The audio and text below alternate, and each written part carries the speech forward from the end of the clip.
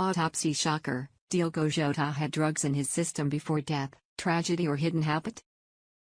The football world has been rocked once again, this time, not by goals or glory, but by a stunning revelation from the autopsy of late Portuguese star Diogo Jota.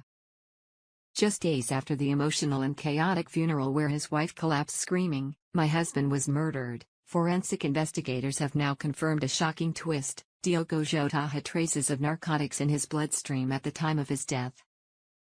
The cause of death has now been labeled a drug-induced accident, but not everyone is buying it, and even more are asking, was this really an accident, or is someone trying to rewrite the narrative?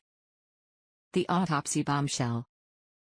A confidential medical report obtained by O Correio Mundial and later verified by multiple independent sources revealed that Jota had high levels of a synthetic opioid combined with traces of amphetamines, a deadly cocktail often associated with recreational drug use or, in rarer cases, spiked substances.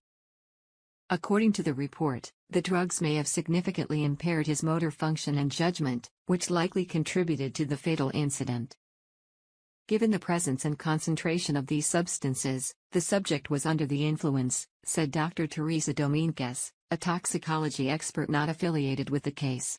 This level is not consistent with medical use, it points to abuse or contamination. The official explanation: an accidental overdose. The Ministry of Health in Portugal released a brief statement late Monday. The findings of the medical examiner suggest the cause of death was linked to accidental drug use. Further investigation is underway to determine the origin of the substances. This statement, meant to clarify, only raised more questions. Was Diogo Jota secretly battling addiction? Was he poisoned? Or did someone want this scandal to eclipse other possible explanations? Hero with a dark secret? Jota, 27, was considered one of football's most disciplined athletes, rarely in the tabloids, never linked to partying or controversies. Known for his quiet lifestyle, devotion to family, and sharp focus on the pitch, the revelation feels out of place. Teammates are reportedly in disbelief.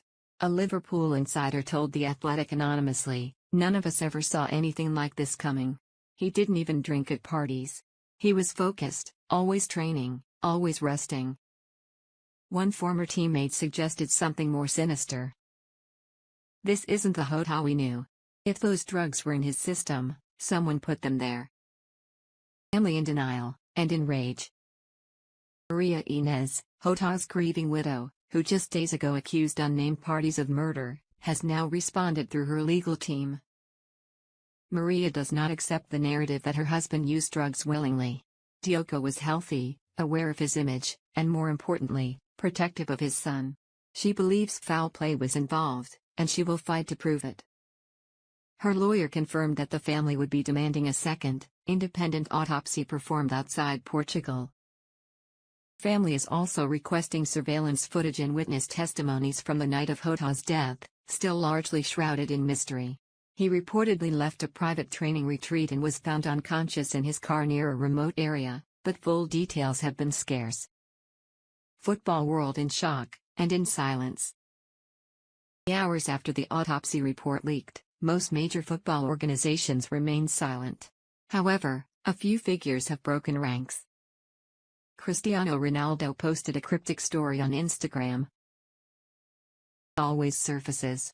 We will not let Diogo be buried under lies." Former coach Nuno Espirito Santo also weighed in.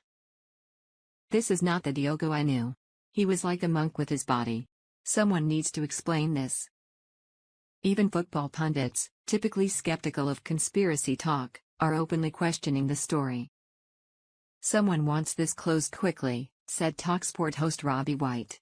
"You don't just go from perfect athlete to overdose without a hell of a story in between. Where's that story?" Reaction: divided and furious. The autopsy revelation has set social media ablaze. The hashtag Justice for Jota is trending across Europe, while fans argue fiercely about what really happened. One post went viral on X. "Diogo Jota was using drugs, prove it with evidence. Don't just throw him under the bus. His widow deserves the truth." Others are more skeptical, claiming the football world must face reality about substance use among players. But the biggest concern is the lack of transparency. Why did it take over a week to release the autopsy? Why are details so vague? And why was the funeral rushed without a full investigation? Shadow over the legacy. No matter what the truth is, Diogo Jota's legacy has now been marked by controversy. Sponsors have reportedly paused tribute campaigns.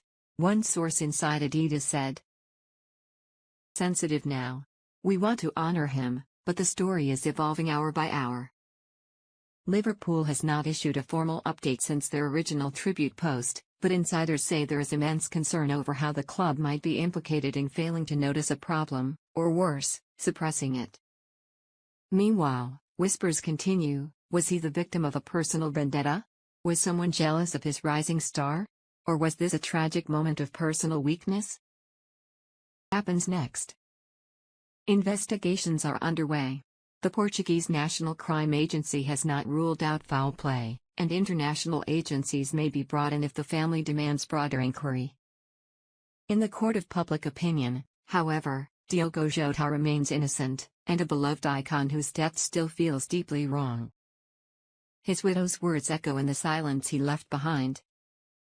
"He didn't do this to himself. Someone took him from us." And until the whole truth comes out, the world won't stop asking, what really happened to Diogo Jota?